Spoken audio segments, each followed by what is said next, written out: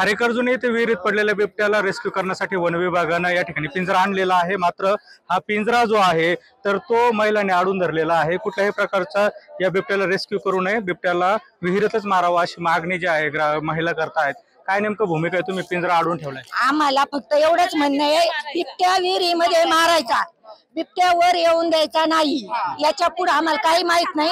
आणि तुम्ही मला सांगा, आम्ही जगू, आमचे लहान लहान लेकरं मेले, आमचा उपयोग काय तुम्ही मला सांगा ना।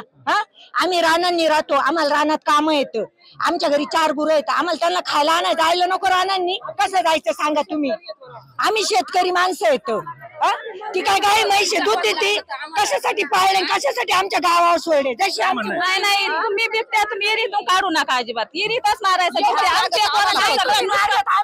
तुम्ही कुणी मारू नका, आम्ही मारितो, आमच्या पोरांचं नुकसान होऊ राहिलेलं आहे मरणाचं। 8 दिवस झाले पोरांची शाळा बंद आहे, तुमचे पोरं सगळे विशीमध्ये जाते, त्याला आम्हाला काहीच हे नाही। आम्हाला बिबट्या विहिरीतच मारायचं आहे, तुम्हाला नसलं मारायचं तर आम्ही महिला मारितो, पण आम्ही अजिबात बिबट्या जाऊन देणार। एकंदरीत जर बघितलं तर हा बिबट्या जो आहे तर तो विहिरीतच मारावा अशी मागणी खारेकरजुन येथील महिलांनी केलेली आहे। कॅमेरा पर्सन प्रसाद सह सुनील भोगळे, एबीपी माझा, अहिल्यानगर।